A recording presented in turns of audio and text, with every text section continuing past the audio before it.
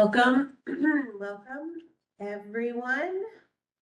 This is Metro Art Commission Grants and Funding Committee. It's January 12th, 2026 at 1 o'clock.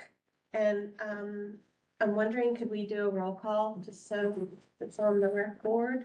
Sure. Commissioner Lefkowitz, Here. Commissioner Jester, Here. Commissioner Knight, Here. Commissioner Wade, Here. Director Batchelder. Here. Josiah Golson, Here. Chuck Beard, Here. Darius Barati, Here. Macy Amos, Here. and Kelly Woodward. Here. One meeting quorum. Vivian Fogg. And Vivian Fox, sorry. Forgot myself. Okay, so pursuant to the provisions of 2.68030 of the Metropolitan Code of Laws, please take notice that decisions of the Arts Commission may be appealed to the Chancery Court of Davidson County for review under a common law writ of certiorari. Any appeal must be filed within 60 days after entry of a final decision by the commission. Any person or other entity considering an appeal should consult with an attorney to ensure that time and procedural requirements are met. So I'm going to call the meeting to order. We've already done the roll call and I've welcomed you, and so I'll do that again and then ask Vivian, are there any public comments either in person or in our packet? We have no public comments in person and we have no public comments in the packet or emailed. Perfect. Just a reminder to the public that anyone wishing to submit an online public comment can do so using the public comment form. And we always welcome and appreciate your public comments. Approval of minutes will go to December 1st, which is in your packet, and you also received by email. We're approving the minutes from December 1st. 2025. And so I will let you think about that. And then when we're ready, unless we have any corrections, I would take a motion to approve.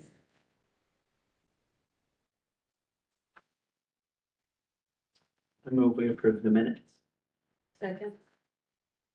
Great.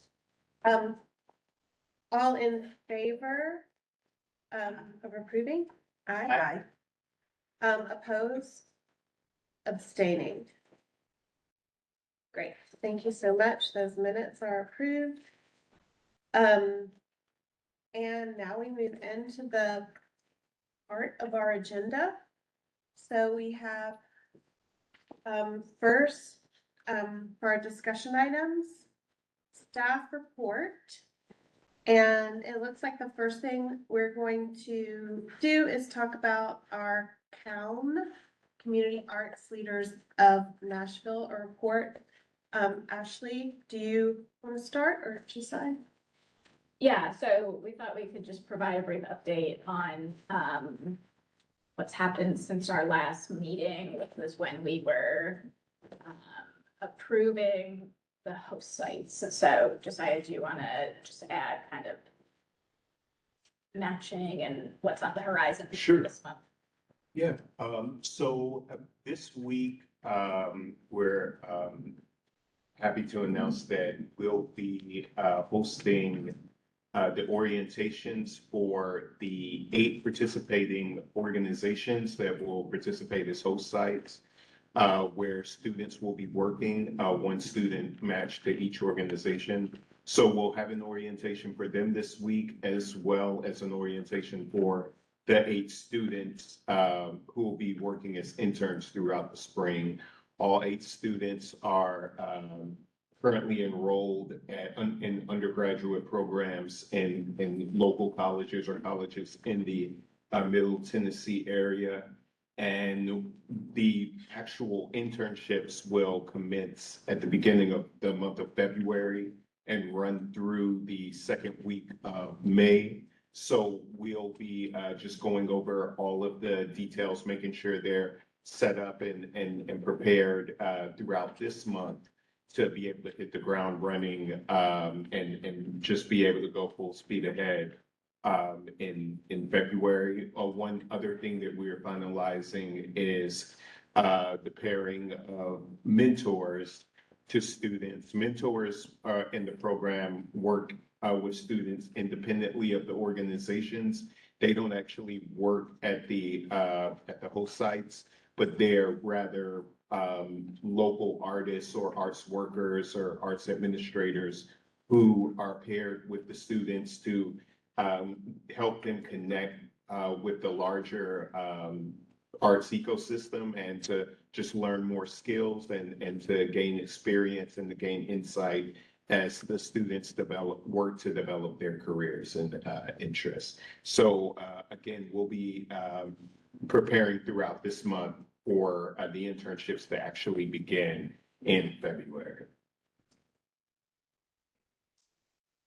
It's amazing. Yeah, everyone is very excited, both on the host site side, and student side, so we are excited for the semester. And for the students. Super excited. Awesome. Okay, thank you, Josiah, for that so much. Can't wait to hear more about their experience. Now we will have a report on FY 26 operating and Thrive. Ashley, do you have an update for us there? Yes. Something in our packets, I think. I kept the format we've been using for staff report. It's a lot shorter this month, since we last met, for administering the current cycle. We are almost done with, contracts and payments. And so when we met on December the 1st, we were waiting on just a couple last contracts. Contracts are all fully signed and executed, and so that is behind us. And we have 158 of our grantees were paid before the holidays in December, and there are 6 outstanding ones for various vendor reasons. Some things that we cannot control, and so I think we mentioned in one of our committee meetings, if not, it might have been the executive committee, where we gave an update on this, but all of Metro has transitioned its financial system, which has all new procedures for, how invoices are submitted, the transfer of data from one system to the next system. So we had a very hard cutoff, at the end of December for things that were not, submitted by then. And so it kind of had this,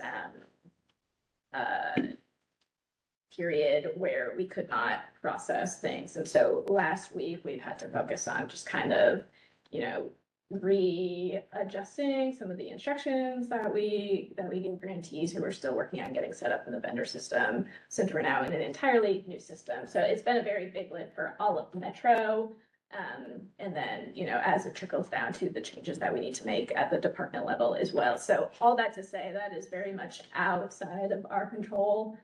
This is like a once in a decade, system migration. And so very much hoping that these 6 that, are not paid yet will be able to get submitted into the new system by the end of this week. But that is the reason, the primary reason why we still have 6 payments outstanding. And so priorities on the grant side for this month, of course, resolving those payment issues, like I just said, finalizing our framework for grant check-ins, which we're gonna talk about a bit here today, and onboarding our new strategic grants and initiatives manager. So I'm very excited to say that our new team member is starting on Thursday of this week. And so I feel like I should save the surprise for when she's here. So yeah, her first name is Jackie, and I'll just leave it there. Excited for her to join us. I'll let her give her own introduction at whenever our next meeting is, be committee or full commission meeting. But the team is very excited, and yeah, I'm very excited as well. So that'll be great for us. So that's the report on status and priorities since our last meeting. And the other things on the agenda, it's all related to each other. And so, I could keep talking or I can pause and turn it back to you. No, it's great. You've been in touch with those 6, like, it's there, you know what I'm saying? Like, they've been in touch with you. Yeah, I mean, up until the cutoff time of when things had to be in the system, I mean, we were working with them to support them getting XYZ, whatever was needed on their end. And so it is, you know, unfortunately, it's all new grantees. Because it's always the biggest lift on the grantee side, the first time if you're not in the system. And then once you get in the system, you don't ever have to do that step again. And so we're talking about like the iSupplier system, if you've heard that reference. It's not the most user-friendly system, but it is the one that we use. Got it. Yeah, we can just keep going on into kind of planning and discussion and the check-in and close out for 26. You mentioned the check-ins. Yeah, so got a few things in the folder that are maybe not necessarily in the order that we'll go through, but I think it makes sense to talk about check-ins and then close out and then timeline after that maybe. So if you go to the last 3 documents in your packet, we've got 2 staple packets that look similar. Those are for closeout and then a 1-pager for the check-ins. So let's start with the check-ins. This is very much a draft, although it's a say draft. But the team has been talking about how we will do our check-ins in a way that feels mutually beneficial, fulfills our requirements, and is something that we can pull off thinking about the volume of 165 grantees and a grant manager, myself, and then team members who have other responsibilities as well. And so what you have is something that we've workshopped a little bit that we would like to hear any feedback that you have. I'm not asking you to approve this, but we'll consider suggestions that y'all have, finalize something, and then start doing it in February. So to review what we have here, we see the purpose and goals of check-ins as kind of hitting a few different areas. So it's sharing updates about the grantees' work, ongoing programs, projects, priorities, and to have an opportunity to raise any issues or questions or concerns about the Metro Arts process and requirement, as well as creating opportunities for artists, arts administrators, organization staffs to meet, learn about each other's work, and, you know, develop new connections, stronger networks, and thinking about how we do that in all of our work. We talked about that before. And so we thought that we could provide some different options for how grantees can fulfill this check-in requirement, both through group check-ins or individual check-ins, that could be both in person or virtually, and that we would carry these out in February and March. So our group check-in option, as we are proposing here, is to give grantees multiple options to participate in a group setting. This would not be a public meeting, so it would only be available to our 86 grad grantees and our 79 operating grantees. And if a grantee signs up for a group meeting, that means that they are consenting and comfortable talking about their work, of course, with others. And so we were thinking that there could be different ways that we could organize these sort of options to sign up for this check-in. Everything would be self-selecting. So a grantee would be saying, I want to go to a check-in that is for the areas that we have here, which I'll read out once we get there. So it could be a specific sort of categorization, or it could be a general one for Thrive or operating, which would be led by Metro Arts staff with the same guiding frameworks, questions, facilitation plan, essentially for a 1 hour commitment. So how we're thinking this could work, I'll go through the general operating, so the operating grant ones first.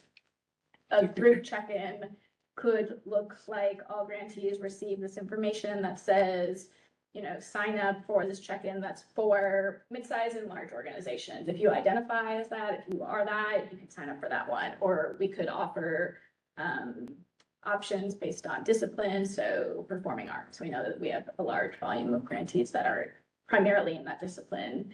It could be geographic focus. It could be something like a youth serving organization or other sort of affinity identifier. Or we could just have several general ones where it's, you know, I'll talk with whoever signs up for that one. So it would be self-selecting what group you want to sign up for. And then in the actual facilitation of the check-in, we're proposing, you know, maybe 3 very general questions. So for organizations, it could be as general as, what work has your organization been carrying out during the grant period? What challenges have you encountered? In what ways have you had to pivot this year? And what needs does your organization or the broader arts ecosystem have right now? So it can be a pretty sort of wide-ranging conversation that depend on who's in the room. But that's sort of a container of how we're thinking about creating, you know, mutually beneficial conversations for us as well as for the grantees. On the Thrive side, those group self-selecting categories could be similar, right? It could be based on the artistic discipline of what the project is doing. It could be a geographic focus, so, you know, projects that are taking place in North Nashville, South Nashville, et cetera. We could have a group that's for projects that are already completed, because we'll know that we'll have that. I put shared characteristics to be determined. What I mean by that is, you know, one thing that I just recall is that we have a number of projects that are kind of focused on like the arts and mental health. So we could like just look at our data and suggest some categories like that, as well as general categories. And sort of the, you know, facilitation for that, you know, up to 3 questions or about 3 questions would be similar to organizations, but for projects. So what is your project and what activities are happening or being supported by the project? What challenges have you encountered and what are the ways you've had to pivot? And what needs do you, your project, or the broader arts ecosystem have right now? And so this proposal says that if a grantee, if a representative from an organization or the applicant on the Thrive side participates in one of these facilitated conversations that meets the requirements for the check-in. For grantees who prefer an individual check-in, we would do those as well. That could be done in a number of ways. We've had people invite us out to, you know, their project site or their organization, which we've said we can look at scheduling that in the new year, which is where we are now. So we could do a check-in by doing like site visits and having similar conversations, even if it's at the individual level, or we could do, you know, virtual or phone meetings for those who request and prefer that as well. And so this is a very, you know, flexible, general way of thinking about the check-ins, which are in the guidelines that everyone would participate in one, that we thought could help, create, you know, relationships between grantees as Metro Arts, as well as among grantees for those who go to the check-ins. So open to any feedback, thoughts, questions about this proposal. Looks pretty straightforward. Thank you. Will you require any sort of tangible evidence of where they are in the process? We talked a little bit about that, and are still kind of like thinking through what would make sense, knowing that, you know, closeout is coming in a couple months after as well, and what's appropriate for group settings as well. But maybe we could, you know, ask, you know, that there could be suggested things to perhaps have prepared or bring with you if you're electing to go to a group one. Are there things that you think would be particularly helpful or informative? Not necessarily. Especially in the group format, though, if part of our goal is to connect organizations, sometimes something tangible lets artists see things. Which Yeah. could be really interesting. It may not be a requirement, it could just be a, if you have anything to show. Yeah. Not a requirement. I like letting them choose how they sign up, because I mean, for some people, it might be just be scheduled, right?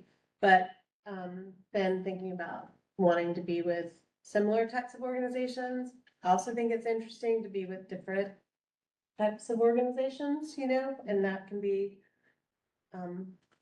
fun. So I like the idea of having different choices, right? I feel like that, this is probably obvious, but like in the check-ins, I'm sure Darius, like thinking about using these, we talked about this as a way to kind of know more about what people are doing, like publicizing it or whatever on our, using it as an opportunity to learn more, which I know we plan to do, right? But I make an assumption that grantees can self-select more than one Yeah. opportunity to come. So I'm gonna go when they're talking about youth development organizations, but I'm also going when it's the size of the organization, et cetera, if they so choose. Yeah, minimum one, people can come to As many as all of they them want. if they want to, yeah. And Will they, will you send the questions in advance? Yeah, that's cool. yeah, so this is not, it would be given to flush it out a lot more. I don't like people feeling surprised when they're walking into something, and so everything would be very described up front. I'm wondering too, just if in the conversation, if when the application's open for 27, there may be questions about the next grant cycle too, which, you know, just as long as they're there, it might come up, so. Yeah, I mean, Especially maybe for new orgs. feedback and suggestions on this cycle as well. Because this is, part of evaluating our process. I think the conversations that would come up would help us, process too. One last thing I have, it's related to something we talked about last time about Thrive. Like we talked about like trying to identify like where the work is, you know, and they have like one way of applying, but that would be an interesting thing to know if it is still in that area, if there's like additional places or locations where the work is happening, or is it kind of adhering to the thing, or is it, you know, growing, expanding? Yeah, whatever. And so, I mean, that's related to closeout, which Mhm. we've got some of that information here that I'll walk us through. Cool. Next, because check-in and closeout are very related. Yeah. Right? That's great. So, I'm assuming if there's, with all of this, if we think of anything later, we can email. yeah, this is not, prime time going out today, but our goal, I think, would be to finalize the process, all the logistics, team assignments, and everything by the end of this month, so that we could start in February. Mhm. The month's gonna be here so fast, sometime. So the other two handouts that look similar are the proposed closeout reports. So my goal for these is to finalize these end of this week, if possible, and just get it posted to people's submittable accounts so that the closeout reporting is available when people want to do it. These are drafts, these are not exports from submittable, of course, and so, you'll see that some of it is just, notes where this does not include all the introductory text at the front and everything. Closeout reports are due July 15th, for the grant period that ends June 30th. So I think I'll just give you a maybe high-level overview of these. I'll start with operating, but the first main thing in the closeout report is the expenditures form. And so some of the language that's in here comes from the grant guidelines. You know, our grants for a few years have not required the itemized expenses like some grants do. However, the guidelines, and again, here is a reminder that grantees should maintain all of that as required. We do plan to implement a small number of random audits at the end of this cycle. And so for anybody who is selected for that, is when that would come into play there. So the expenditure form that will be updated by the grantees really just reflects the same structure as the budget that was submitted with the grants. I didn't print copies of this for you, but it's just reporting on, you know, broad categories of spending, along with a budget narrative that is just putting some narrative to the numbers. A section that Metro Arts has always used in closeout reports is about jobs created, and this is broken down in a few different ways: artistic jobs, technical jobs, administrative jobs, and then part-time, full-time contracted jobs. And so we've essentially just kept that the way that it's been done for years. And we've added on page 2 about volunteers. That was taken out a couple years ago, but folks had suggested that we put it back in, especially for organizations that are not, you know, creating a lot of jobs, but do engage a lot of people through volunteer roles. The next section is about community involvement program participants. We streamlined this a little bit to ask about in-person participants and virtual participants. Those are questions that have been asked for several years by Metro Arts, along with any other sort of metrics that the grantee wants to include if it does not meet that definition of in-person or virtual participants. And then we have a narrative question to describe a little bit about the audiences that the organization engages through their programming. And so it's not meant to be, individually identifiable information, but to just add a little context and description about who is served, what communities they work with. If we go to page 3, it's about organization impact. And this brings in the location conversation that we had. I at first had only had these location questions on the Thrive closeout, but decided to go ahead and put it on the organization closeout as well. And so we've broken it up as a primary location and a secondary location. You see that I need to provide descriptions about what a primary versus secondary location is. And so that would be fleshed out. We want to add a question just about community partners that our grantees work with, kind of in this theme, like I've been saying about, the arts ecosystem. And we've heard this as well. It's asked on the application, like what organizations do you work with or do you anticipate working with? And that also will help us better understand when we're crafting our programs, like about collaborations that are happening, both, arts specific collaborations as well as collaborations with organizations or individuals that are not arts primary focus. Then we have 1 to 2 success stories.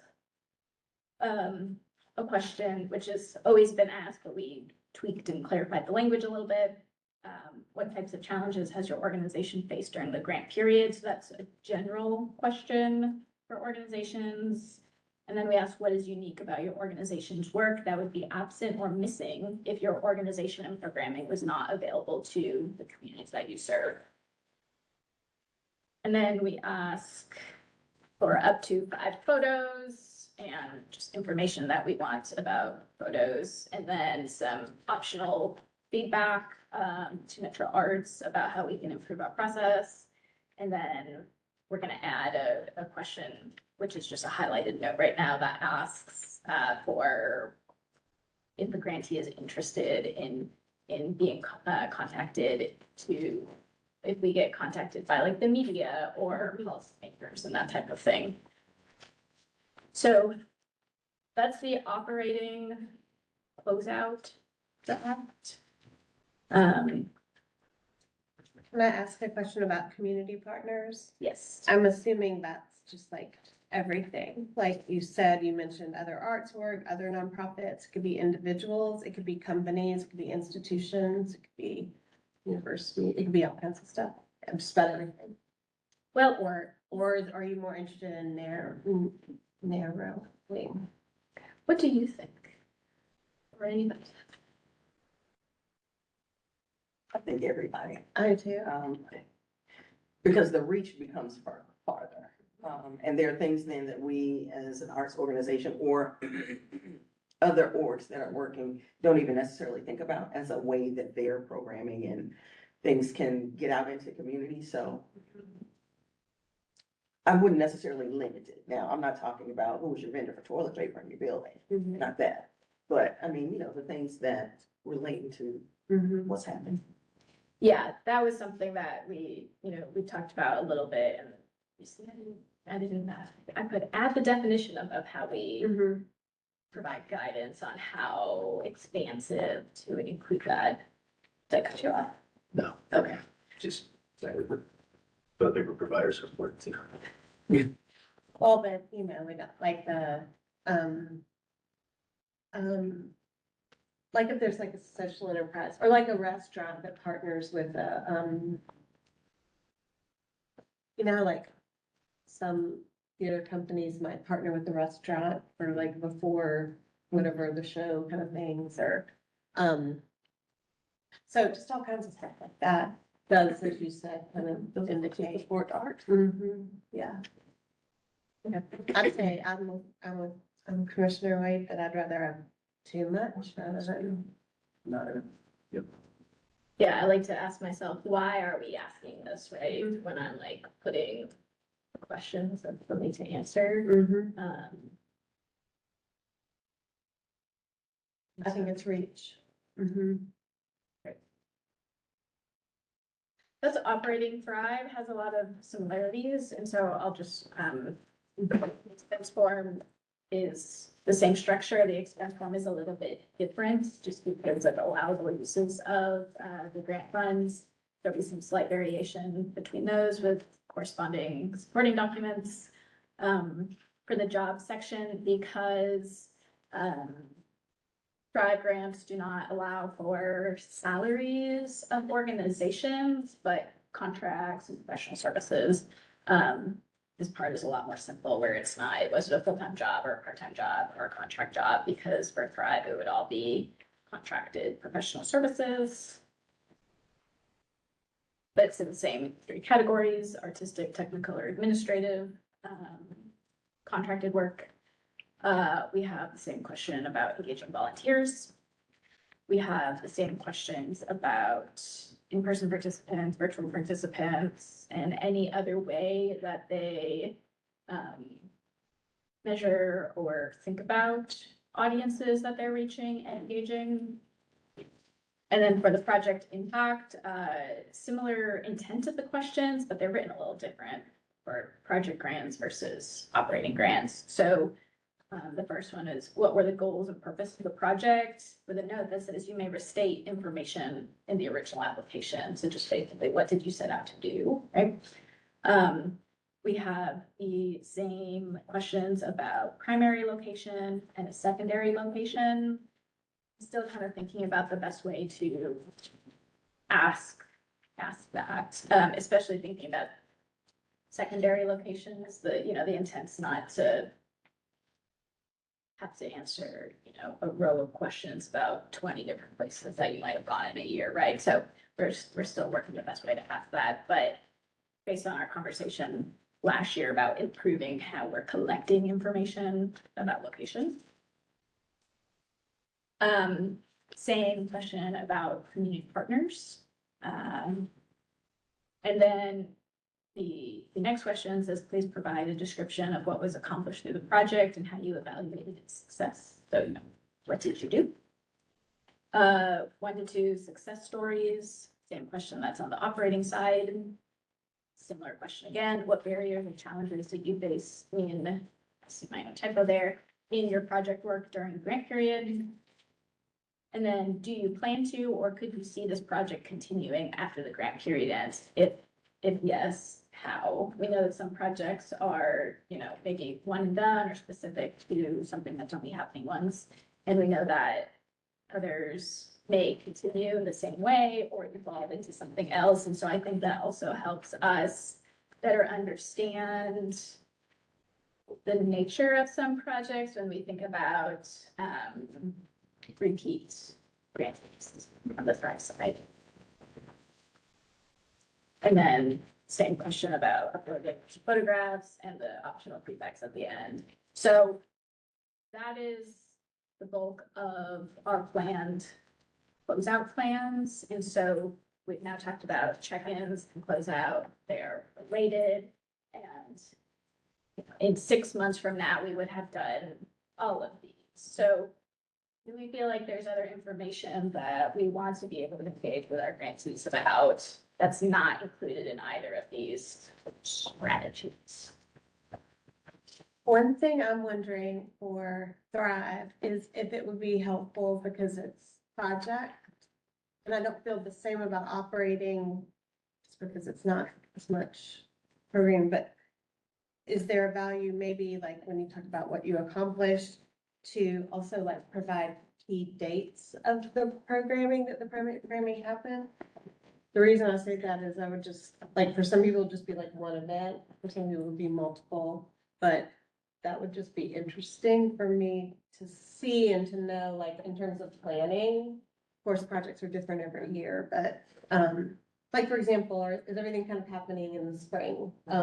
Or is it kind of spread out throughout?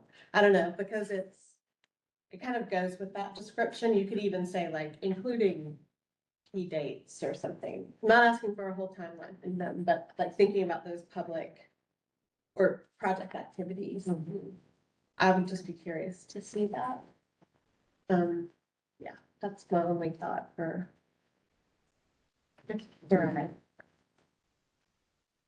I know this is just a draft, but under secondary locations on both of these, it then says primary location name, and that might just be confusing. Oh, yeah, that's just a copy paste where it is changed. Yeah. Just pointing.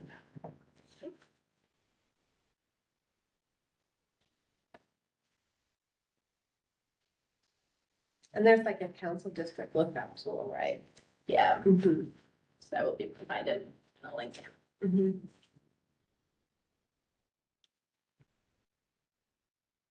I think this is super helpful. Okay, so here's a question about that, especially if we go into 2027. Will this information for 2027 be provided in the RFP so that people who are applying know what the expectations are around the grant closeout, so that they kind of have an idea of what the report looks like? That's always helpful. Yes, I would love to do that. And to be very transparent, I had hoped to have this ready when we sent out, you've been awarded, and it just did not get done. And so if not available in the call, in the RFP, definitely available by the time that they accept the grant. And I think we can do that this year, assuming that we don't like do a lot of changes to it. I can see why we. It's always helpful to be planning your events in light of what you know you need to inspect, so that.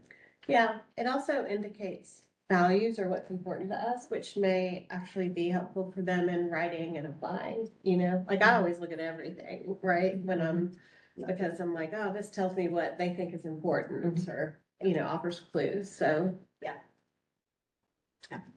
Mhm. I am with you. That's great. So that was check-ins, close out. And now we look at the Well, Yeah, so you have just one, well, two handouts left in your packet, but the one that I can review is an updated timeline, which I made some changes to. yeah, So updates, I updated this since our last meeting in the following ways. I included the FY 26 as well as FY 27 activities in here. I realized I had some dates incorrect on commission dates because if we changed our commission date, I also put in grant committee dates, and then I put in some additional internal deadlines, so like the council filing deadline, or when staff needs to get our materials to legal for the legal review, and those kind of internal deadlines. So I'll just do a quick run through here. So January, right now, of course, grant check-ins, like we just talked about for the current cycle, and ongoing guideline prep for the next cycle. For February, so for next month, check-ins, like we just talked about, and hosting some kind of, public info and engagement sessions about FY 27 grant process. A real specific date in February is panelist guideline prep. So we had talked last committee or the one before or both about doing much earlier panelist application process, maybe even keeping it year open year round to accept applications on a rolling basis to really build the pool of candidates. And so we had put approving the panelist guidelines at our February meeting, which means working backwards. We really need to look at finalizing the panelist guidelines in early February. And so probably not going to do that. So we might approve our panelist guidelines in March, because I'm realizing if we were to approve our guidelines, I would be reviewing the panelist guidelines with you right now. I did include in your packet the current panelist guidelines, so I think we can have some conversation about it right now, but this is not an action item, and this is last year's guidelines. But these are the guidelines that were used for panelists in FY 24, 25, and 26. And so the part to look most closely at is really the panelist application questions on the third page. And so what I would be interested in any general feedback or ideas that you all have, and we're going to, do some prep work on our end as well, of additional information that you think would be helpful, beneficial to ask of applicants applying to be a panelist. So the three questions that are asked are: how has your personal and professional experience contributed to your interest in serving as a Metro Arts grant panelist? How has your background and experience prepared you to contribute to an agency that values equity, accessibility, and inclusive practices in the arts? And describe your personal and or professional grant editing, grant seeking, grant review, or other grant experiences that will contribute to this process. Those are the three questions that panelists, applicants answer when submitting an application expressing their interest. And so happy to have any discussion right now for your thoughts on that, but I know I didn't provide this to you in advance either. And so we can have a more full discussion at our next meeting as well. But if you have any reactions, happy to hear those too. one thing I'm wondering, is, sometimes the panels will come from one specific discipline. So they, music or specific kind of whatever, and may not have as much familiarity with other artistic disciplines, but asking about their ability to do that, right? To openly evaluate applications from like a diverse set of disciplines, I guess.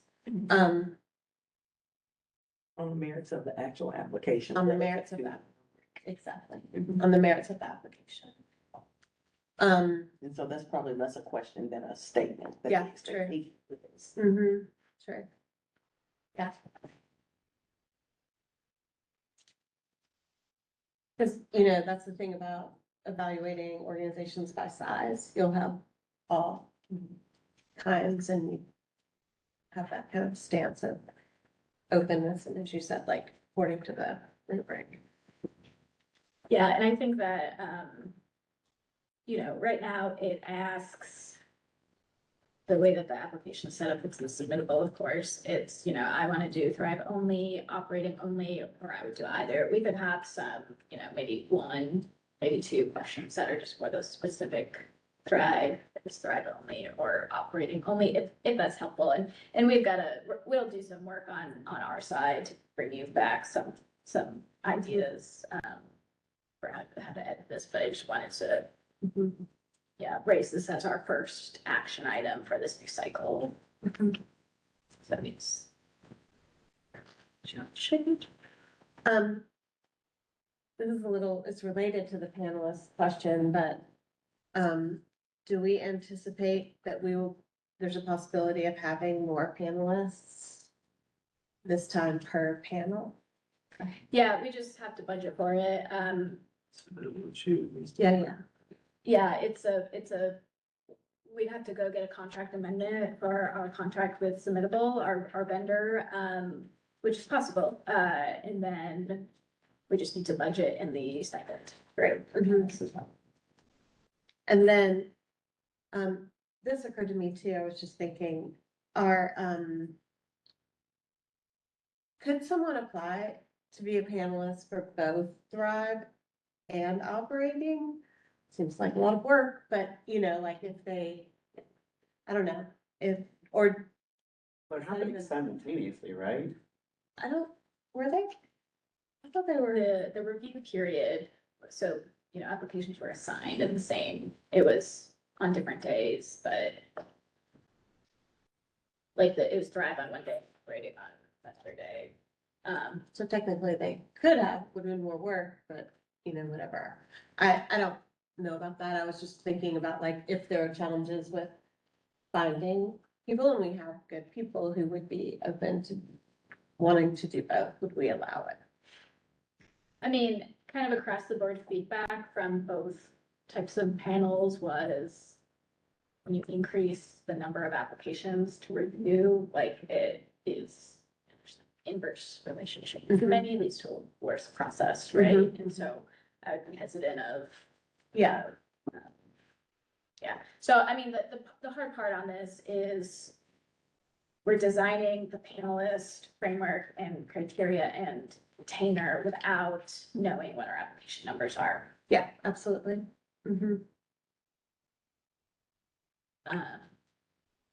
So next month we'll bring a proposed panelist guidelines and So if criteria. we have suggestions about this, send you those prior to then, Yeah, I wanna look at it more okay, closely. and sorry for putting you on the spot and not telling you I was gonna ask this question today. And I'll adjust the timeline accordingly, so that would mean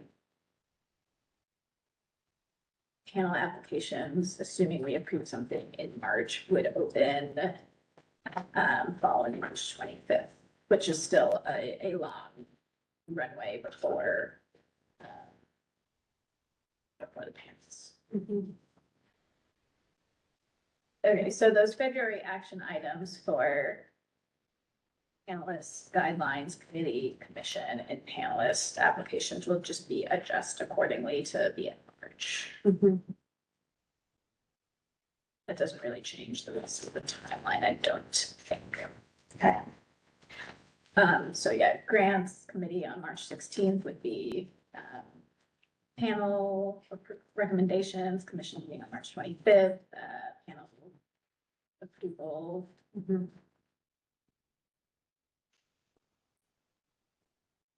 And we would also be discussing the draft guidelines for Thrive and Operating, but not approving them or recommending them in March. That April is when we would look at approving our guidelines. So the specific dates in here would be you as the committee would receive the guidelines on April 2nd, that's a Thursday, prior to our committee meeting on that Monday, and you see the dates working backwards of when staff would send to legal for legal review. And then commission approval on April 15th for guidelines. That would put us going to Metro Council on May 5th. Because of when filing deadlines happen. If we receive approval at the May 5th council meeting, we could have a date to open the applications a couple days after. And then the structure for the application period, we've talked about the last time, but having an optional pre-application deadline, that's basically like having that tech review done earlier. And then a final application deadline on June 26th. Those are Fridays, May 29th and June 26th. I'm fairly sure those are Fridays. Followed by technical review. So that's all on the FY 27 side. There's some things going on the FY 26 side as well. Our random selection for audits, and all of that communication and expectation being sent to grantees who are selected for that, well in advance of when that would actually happen. The grant closeout would be happening during this period when the new applications are coming in. And then bouncing back to FY 27, so the applications that are coming in, the panel review. So it's a longer period there, followed by staff taking what the results of panels and creating our funding recommendations, bring to this committee, grants committee on August 10, commission on August 20th. And so I think I said last time, but with this timeline, this puts us approving grants 1 month earlier than we did this year. If anything falls behind, it puts us on the same timeline as this year. So that's the timeline. And that's all that I have prepared here. So if there's any sort of major phases or actions on here that you want to just talk about or have us prepare information for next committee. So next committee is really focused on panel guidelines as well as grant guidelines. So, I mean, I could, not to get ahead of myself, but we have talked about it before, but I mean, this could even include a FY 28 column. Lord, let's go. If 28. if the goal is to get, not gonna be able to do it, but if the goal is to kind of like get onto the very proactive timeline that Metro Arts wanted to get on a few years ago, which does align with the Tennessee Arts Commission, where applications are, closing in the month of January. Yeah. Because that's what Arts did here, us Arts, Metro Arts in FY 24. Yeah, it's almost like just having a very general calendar that has no dates, but just months, and says, like in an ideal world, this is the cycle annually that would be happening. This is what would be happening every month. And moving towards that. So in terms of, well, I don't know if this relates. The parking lot that you provided last time. And we talked about like prioritizing and things like that, but we didn't have a grants manager. And this committee's actually changed, right? Because it's just us now, this Commissioner Coyle's, not on our committee anymore. So I didn't, I was like, well, we'll just wait on kind of that too. But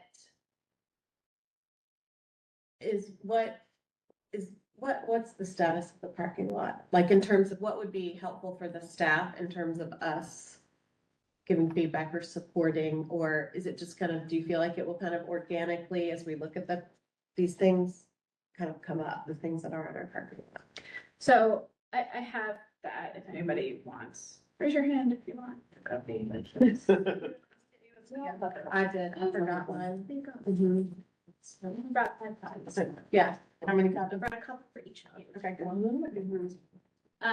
So this has not been changed. I didn't change anything Yeah. on it. I have my own notes, Yeah. based on our discussion. Same.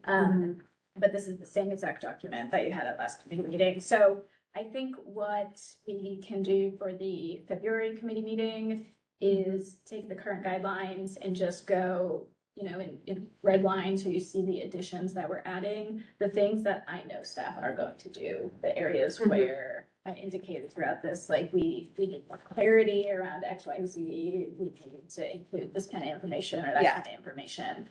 And so now we'll cross off some of these things. That might also include just you seeing what the staff is recommending around some of these questions, that I feel pretty comfortable us, you know, making a decision that will go to you to recommend up or down. Cause there are some of those things that we can do without Yeah. having another discussion here. And so I think that is what we can plan to have in February, is the current guidelines with those additions that will be, you know, easy to discern what those new additions are. And And then maybe we can just take this just on our own and bring it back next month. The things that you know, will be automatically come in, and then we can talk about what we like. Priority, even if we can't get to it, it'll be important, I think, to say it's a value to us, right? Does that seem right? And some of those we can think about now, particularly on the panel review page, in terms of criteria and things like that. So we can look at these questions and suggestions for this analyst application. And I couldn't remember if this had this on here or not. So I don't know if this is a parking lot issue, the guidelines issue or whatever, but it did come up a little bit before, and I'm just wondering about if we need policy around AI, if Metro has policies around AI use. Are we, in terms of application, in terms of art created in terms of using the application, you know, using AI to generate the application, in terms of attribution, I get it. I mean, you know, in universities, it is a nightmare right now. So, I mean, and part of that is because the messaging isn't clear, or it feels like it's not clear. It's like, whatever you know, so I would like us to be clear, as much as we can. And I know it's complicated, but I feel like it's a thing, right? So, It's a thing. I think for me, I'm not sure that we, Metro Arts, have the capacity to determine that, especially if academia is having as much trouble, and so would defer then to Metro's guidelines around what that is versus us trying to layer on top of something that we're developing that says, these are our policies. I don't know that we. yeah, I know, I mean, I think that's right. I mean, I think you can say, is there an equivalency like between, like universities are trying to both say it's here, we need to learn it, and you figure out how to use it, and here's an account. And also to professors, which you could make the connection to artists, like, just be clear how you use it, right? And how your students should use it. But there's not like one way of saying, like, so it's confusing. So for us, thinking about, yeah, like, is there a policy in Metro around? Metro does have an creation of AI works? policy, Mm. yeah, I just, shared it with Holly. Oh, good. Okay, that's like excellent. Maybe we could look at that and see, you know, I'm willing to bet it's very stringent. It hasn't been updated in almost 2 years, Oh my. at least the version. Okay. I'm just saying, What, Ella? That's 2 years ago. That part. It's come up, panelists have asked, you know, this seems AI, what should we, do you want to comment? I was just gonna say, like, Ashley, I know that what part of the mini tasks you have set out for the incoming grants manager will to be to get a lay of the land of policies of other Yeah. city art art agencies. And so part of that will probably can prioritize looking to see whether there are any standard policies regarding AI in the application process and in the actual proposed art process to how we inform what Metro Arts does. yeah, I think that's great. Yeah. That kind of research, looking at what other people are saying and doing is, because nobody really knows. Mhm. I do think it's like, thinking about both the work created and whatever application process we have, and the attribution issue. Those are the kind of the three, like, if we do say, yeah, if you use AI in your application, you know, use the attribution, how you do that. And then, yeah, policy on that, like the actual creation of the work. but then like, what's the penalty if someone doesn't disclose it? I know. And you can't ever really tell either. That's the thing, because all the detection things, right, are notoriously not great. So, I mean, I read stuff every day and I'm like, You don't talk like this, I know you didn't write.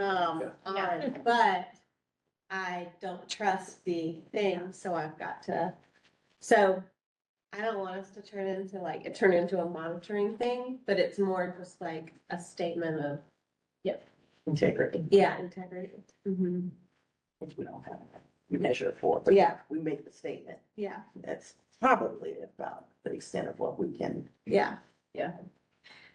I never thought I'd tell students like, if this is too good, I'm good. Well, I mean, you know, like, I would like yours to be messy. But that's what I'm saying now, like, cause I actually prefer it like not all cleaned up, because then I have a better idea that it's actually you. Just tell her I had to write it sloppy. Yeah. Oh, throw a couple typos in here. It's, I mean, Well, it's something we've got to embrace and learn how to use appropriately. It's not something we can run away from. I'm not suggesting that's what you're saying we should do at all. But I think the statement of integrity and then it's close to all we're gonna be able to do for that. Cause if somebody uses AI to polish up their application sentences, I mean, Yeah. You know- And I think that's very different from using it to, plagiarize. create a work. Substance. To create a substantive work. That's what I'm saying, like, kind of,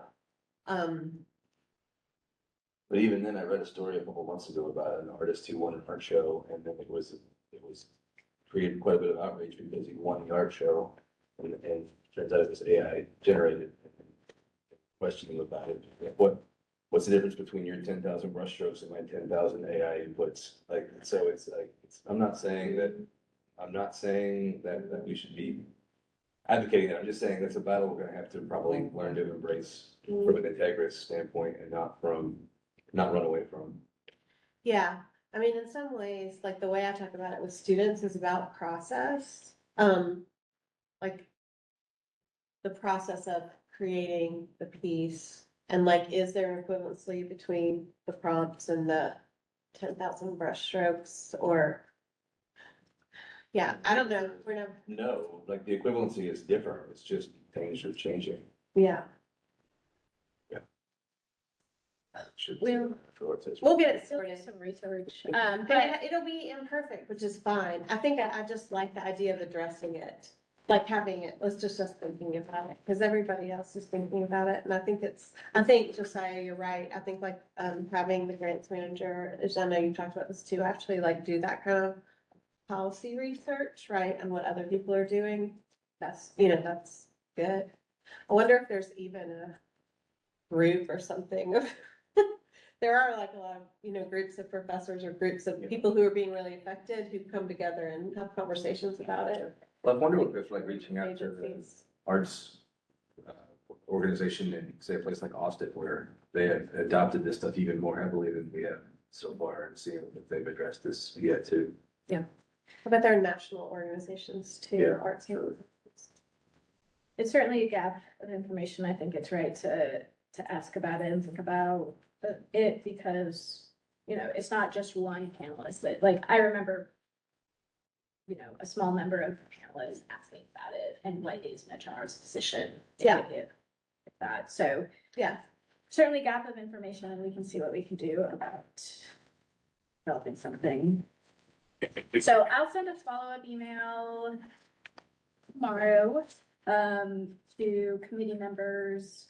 That is, restating and articulating the things that you can weigh into me individually, if you so wish, before our next meeting regarding panelist guidelines, and I will share, the FY 26 guidelines that are what we currently have right now.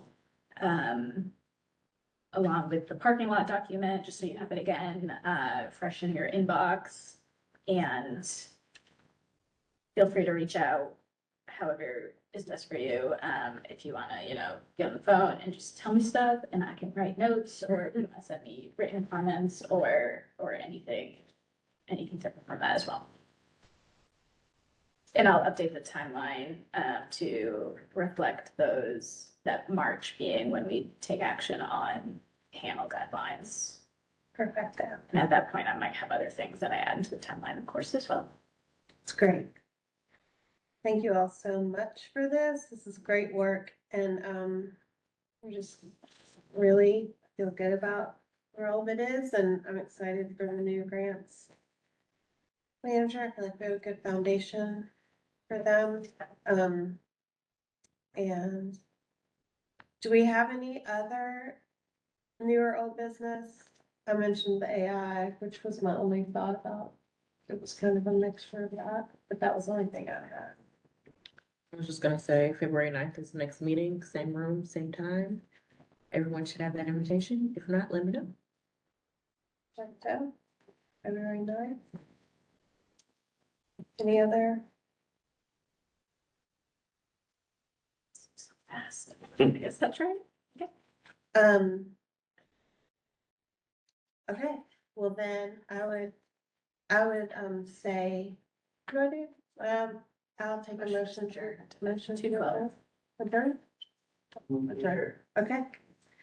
We're out, 2:12. That's awesome.